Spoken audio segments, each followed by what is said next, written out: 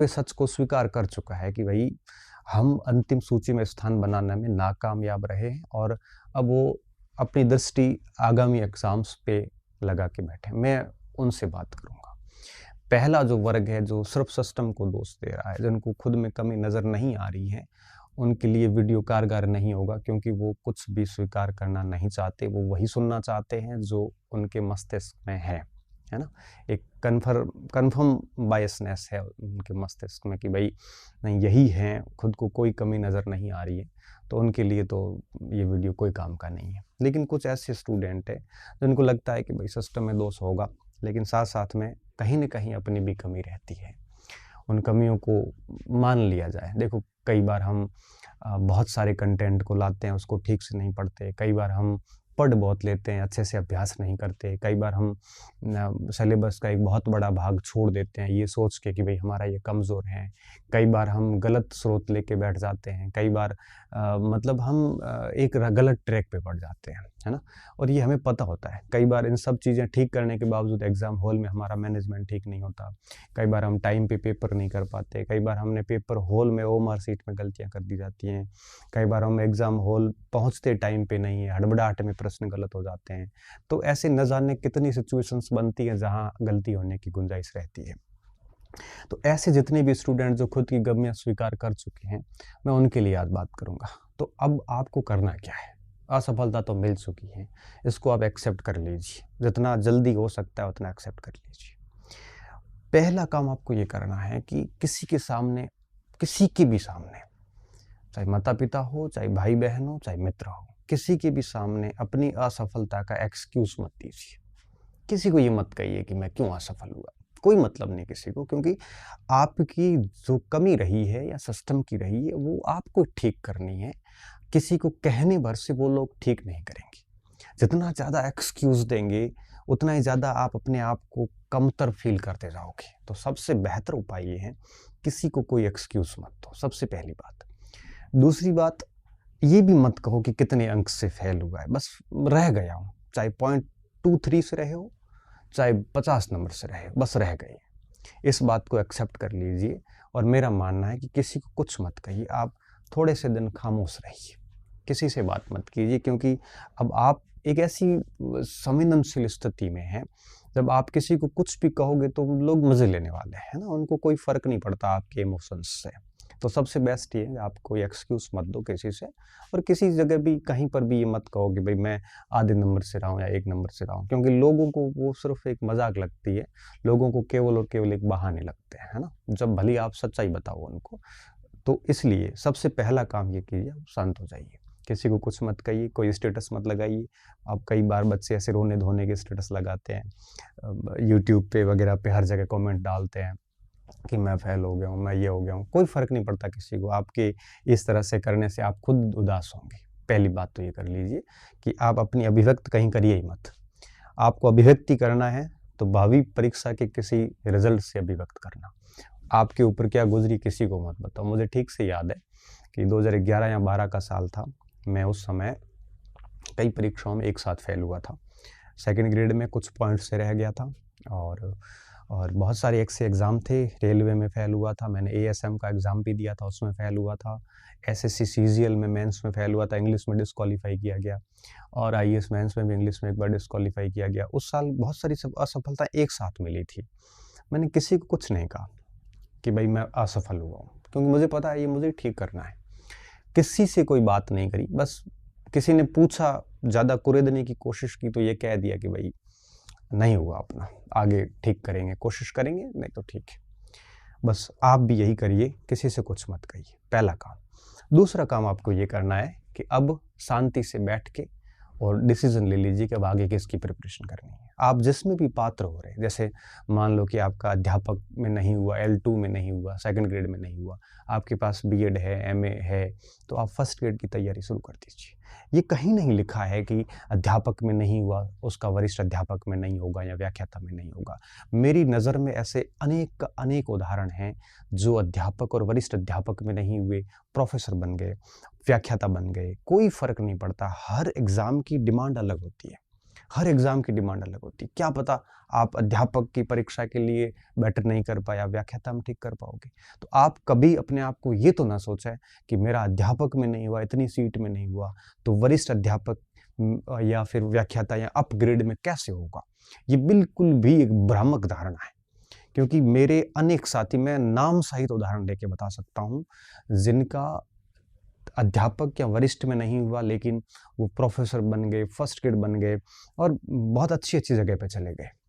तो आप ये ना सोचें कि मेरा अध्यापक में, क्योंकि अध्यापक का इतना बड़ा सिलेबस है, उसमें कई भाग आपके कमज़ोर होंगे। जैसे मैं अगर हकीकत बता रहा हूँ, मैं खुद अध्यापक का एग्ज़ाम देता तो शायद पास नहीं हो पाता, क्योंकि मुझे गणित है वो इतनी अच्छी नहीं आती। पहले ठीक थी, लेकिन अब नहीं आती। इतना अच्छा मेरा मनोविज्ञान नहीं है, भाषा इतनी ठीक नहीं है। शायद राजस्थान जीके भी मेरा इतना अच्छा नहीं है कि मैं आपके बराबर कर पाऊँ। लेकिन वरिष्ठ अध्यापक में कर लिया, क्योंकि वो मेरे दायरे में था। फर्स्ट ग्रेड और कॉलेज लेक्चर में इसलिए आराम से कर लिया कि वो मेरे दायरे में था। तो आप ऐसा तो बिल्कुल ना सोचें। दूसरा काम ये करें, ठीक है? तो पहला काम कि एक्सक्यूज़ नहीं देना, दूसरा काम ये कि खुद को ऐसे अंडर एस्टिमेट ना करें कि इसमें नहीं हुआ तो उसमें भी नहीं होगा। ये कोई नियम नहीं है और बहुत आराम से और मैं तो इवन ये कहता हूँ कई बार बच्चों को कि अध्यापक में सिलेक्शन लेना बहुत मुश्किल है, सेकंड ग्रेड में उससे थोड़ा आसान काम है और सेकंड ग्रेड से भी आसान जो है वो आपके स्कूल लेक्चर में सिलेक्शन लेना। सही बता रहा हूँ, क्योंकि ये मैंने बहुत व्यक्तिगत तौर पर बहुत नज़दीक से देखा और ये बहुत ही तर्क सहित बात मैं रख रहा हूँ। मैं कभी हवा में बात नहीं करता ये। तो आप जैसे-जैसे ऊपर के ग्रेड पे जाओगे, सिलेक्शन थोड़ा-थोड़ा आसान होता जाता है, मुश्किल ज़्यादा नहीं होता। हालाँकि पढ़ना तो सभी में ही पड़ता है। तो दूसरी बात तो ये। अब तीसरा काम क्या करना, आप जिसमें भी पात्र हो रहे हैं, क्योंकि अभी आप जिस एग्ज़ाम में असफल हुए हैं, बहुत नैरो मार्जिन से रहे हैं, तो फिर उसी सिलेबस को वापस पढ़ना इतना आसान कार्य नहीं है, बोरिंग सा हो जाएगा आपके लिए। तो बेहतर ये है कि उसके ग्रेड को थोड़ा-सा अप कर लो। अध्यापक में हुए तो वरिष्ठ अध्यापक पे लग जाओ और बहुत गहराई से लग जाओ आप, डूब जाओ उसमें। और अगर आप वरिष्ठ अध्यापक में रहे हैं और फर्स्ट ग्रेड के लिए पात्र हैं तो उसकी तैयारी कर लीजिए। देखो ऐसा है कि जीता जग भी नहीं है, हारे हम भी नहीं हैं। ठीक है, एक सफलता नहीं मिली, असफलता मिली, कोई बात नहीं। एक अध्यापक को फर्स्ट ग्रेड बनने में 18 साल लगेंगे और क्या पता आप ठीक से तैयारी करो 18 महीने में फर्स्ट ग्रेड बन जाओगे। तो आपका साथी जो 18 साल बाद आपके बराबर आएगा और तब तक आप है वो प्रिंसिपल बन जाओगे। कोई फ़र्क नहीं पड़ता, किसी को आज सफलता मिली है, किसी को कल मिलेगी। कोई फ़र्क नहीं पड़ता कि कब सफलता मिली है, सफलता मिलनी चाहिए।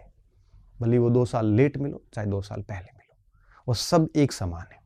मेरे से 6 साल पहले जो सीनियर लगे थे, आज भी हमारे बराबर हैं और हम 6 साल बाद में लगे थे और हमारे से जो 4 साल बाद में लगे, वो भी आज हमारे बराबर है। कोई फ़र्क नहीं पड़ता।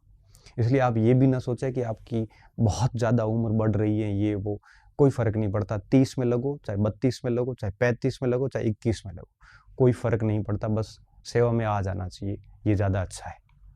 इसलिए आप ऐसा बिल्कुल ना सोचें कि बहुत ये हो रहा है, कुछ नहीं हो रहा है। चीज़ें हैं जो असफलता मिली है तो कोई बात नहीं, आगे उसको और ठीक करने का प्रयास करो और मैं कहता हूँ कि ग्रेड अप करके थोड़ी तैयारी कर लो। हाल-फिलहाल सारी भर्तियों के एग्ज़ाम्स में टाइम है, 1 डेढ़ साल मिल जाएगा आपको बहुत अच्छी तरीके से और कोई भी परीक्षा 1 डेढ़ साल में आराम से एक प्रकार से यूँ कहिए कि तैयारी हो जाती है, ठीक है? तो जितना जल्दी होता है उतना आप है वो अब नई परीक्षा को टारगेट कीजिए, उसका सिलेबस लाइए और मैं तो ये कहता हूँ कि आपको तो डे फर्स्ट से जैसे ही अध्यापक मुख्य परीक्षा हो गई थी या वरिष्ठ अध्यापक हो गई थी, उसी दिन से ग्रेड अप करने के लिए लग जाना चाहिए था। नहीं लगे, समय खराब किया, कोई बात नहीं। अब आप है वो समय खराब ना करें और सिलेबस लाइए बढ़िया तरीके से। सिलेबस प्रिंट करवा दीजिए कि भई फर्स्ट ग्रेड की करनी है या सेकंड ग्रेड करनी है। अगर इन दोनों में एलिजिबल नहीं एसटीसी की है तो L1 की वापस करें, उसमें ही लग जाइए। आपका जो भी अभी अध्यापक का ग्रेड है, इससे बढ़िया के ग्रेड की जो भी वैकेंसी आपके सामने है, जिसमें भी आप पात्र हो, मैं कहता हूँ उसकी तैयारी शुरू कर दीजिए। और सिलेबस देख लीजिए, सिलेबस में जो भी आपके पास कंटेंट है, टिक कर लीजिए। जो कंटेंट आप ये भी चेक कर लीजिए किस कंटेंट ने, किस पुस्तक ने या किसी कोर्स ने या नोट्स ने अच्छा प्रदर्शन नहीं किया पिछली परीक्षा में, उसको हटाइए। उसकी जगह थोड़ा नया कंटेंट लगा दीजिए और अपनी पुस्तक सूची, नोट्स, कोचिंग सेंटर जो भी आप पसंद करते हो, उनकी सारी लिस्ट तैयार कर लीजिए, क्या करना है, क्या नहीं करना है। और साथ में ये भी देख लीजिए कि भई पिछली बार कोई गलती रही है, आपके दिमाग में है कि ये मैंने गलती करी थी, उसको भी आप है वो थोड़ा-सा ठीक रखिए। और उसके बाद मैं कहता हूँ कि आप उस पुस्तकों में या जो भी टीचर्स के साथ पढ़ते हैं तो उसमें या किसी भी स्रोत से पढ़ते हैं तो उसमें डूब जाइए। एक-एक बिंदु को गहराई से तैयार कीजिए, एक-एक बिंदु को गहनता से पढ़िए। खूब टाइम है अभी आपके पास में और अपने आप को इतना मज़बूत बनाइए कि कहीं पर भी आयोग या बोर्ड की परीक्षा आपको भेद ना सके।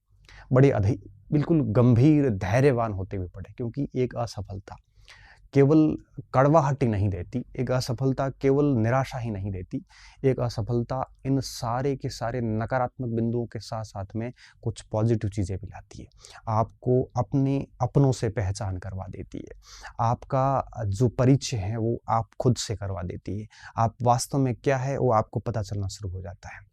आपके साथ में कौन है, आपके विरुद्ध में कौन है, वो पता चल जाता है। आपके शत्रु कौन है, ये समझ में आ जाता है। शत्रु कौन है आपके? आपके गलत संगति वाले शत्रु हैं, आपके आस-पास नेगेटिव लोग वो शत्रु हैं उस समय के। ये सोशल मीडिया में जो फँसे रहते हैं, ये शत्रु है आपके। विभिन्न सारा एक ही भाग के लिए 10-10 किताबें लाना, ये शत्रु हैं आपके। ये सारी चीज़ें आपको पता चल जाती है। तो एक असफलता बहुत कुछ सिखाती है, बस सीखने वाला चाहिए होता है। तो मन में, मस्तिष्क में ठान लीजिए कि जो असफलता मिली है, वापस ऐसी असफलता ना मिले और इन सच्चाई को स्वीकार करते हुए आप जो है वो समय पे लग जाइए। चिंता करते रहोगे तो समय खराब होगा और समय जितना खराब होगा उतना ही क्रोध आएगा, फ्रस्ट्रेशन होगा, उतनी ही ज़्यादा आपको निम्नतम फ़ील होगा, इन्फीरियॉरिटी रहेगी, उतना ही ज़्यादा कॉन्फिडेंस लूज़ होगा और बहुत ही एक गहरे अवसाद में जा सकते हो। तो बेहतर ये है कि इन सारी चीज़ों को हटा के और शांति से अपने अपग्रेड के लिए सिलेबस लाइए, पुस्तकों की सूची तय करिए, किसी से पूछ लीजिए कि कौन-सी पुस्तकें किस भाग के लिए देखनी चाहिए और किसी गुरुजी से सानिध्य में या फिर पुस्तकों के सानिध्य में लेके और विश्वास के साथ में पढ़ना शुरू कर दीजिए और एक-एक बिंदु के शॉर्ट नोट्स बनाइए, बढ़िया तरीके से उसका रिवीजन कीजिए और जितना पॉसिबल होता है उसके बाद में उसका ठीक से अभ्यास कीजिए, ताकि प्रश्नों की प्रकृति समझ में आ सकें, किस टॉपिक से कैसे प्रश्न बनते हैं ये बात समझ में आ सकें और खुद से डिस्कस करिए, बिना देखे उसका मनन करने की कोशिश कीजिए और इस तरह से कंटिन्यू आप आगे बढ़िए और फिर देखना आप धीरे-धीरे, धीरे-धीरे एक इतनी अच्छी जगह पे जाओगे, जितना आपने अपने आप को इन किताबों के माध्यम से, इस स्टडी मटेरियल के माध्यम से जितना आपने अपने आप को काबिल बनाया है, आप डेफ़िनेटली उस जगह चले जाओगे। तो एक आधी असफलता, 2 असफलताएँ, 3 असफलताएँ, ये तय नहीं करती कि आप कितने काबिल हैं। ये काबिलियत जो है वो बेसिकली उस दिन तय होती है, जिस दिन आप अंतिम पदार्पण करते हैं कि भई अब बस हो गया, अब मैं नहीं करूँगा। उस दिन तय हो जाता है कि आप इसके योग्य हैं कि नहीं हैं। 1-2 परीक्षाओं में फ़ेल होने से कोई फ़र्क नहीं पड़ता। ऐसा कोई व्यक्ति इस यूट्यूब की दुनिया में आप जिनको भी सुनते हैं, देखते हैं, नहीं है जो फ़ेल नहीं हुआ हो। अब कोई बता देता है, कोई नहीं बताता, वो अलग बिंदु है। बाकी सारे फ़ेल हो रखे हैं और ढंग से फ़ेल हो रखे हैं। 4-4, 5-5, 6-6 परीक्षाओं में फ़ेल हो चुके हैं। बस बात ये है कि एक ठीक असफलता मिल जाती है ना, ठीक सफलता, बाकी सारी असफलताओं को दबा देती है। 32 वर्ष की उम्र में भी कोई अगर लेक्चरर बन गया, स्कूल लेक्चरर, तो उसकी 20 साल से लेकर 32 साल तक की 20 एक असफलताओं को, 15-20 असफलताओं को वो एक सफलता दबा देती है। तो हमें लगता है कि ये बड़ा सफल व्यक्ति है, जबकि उसके पीछे का बैकग्राउंड किसने देखा? व्यक्ति फ्रंट देखते हैं, पीछे का भाग किसने देखा? वो उस कितना असफल हुआ ये किसी को नहीं पता। इसलिए कह रहा हूँ, कोई ऐसा नहीं है सृष्टि में जो असफल नहीं हुआ हो। आप हुए हैं तो ठीक है। अच्छा, कोई पहली बार में सफल हुआ है और कोई तीसरी बार में सफल हुआ है। ध्यान रखना, जो तीसरी बार में सफल हुआ ना, वो इतना मैच्योर होगा, वो इतना गंभीर धैर्यवान व्यक्ति होगा, जो पहली बार वाले में नहीं होगा, क्योंकि उसने असफलता देखी नहीं। जिसने असफलता देखी है, वही आपके मन की बात कर सकता है। इसलिए आप निश्चिंत रहिए, आप असफलता मिली है तो डेफ़िनेटली इसके कई सारे कारक हैं, उन पे गौर कीजिए और भविष्य निर्माण के लिए वापस रेडी हो जाइए।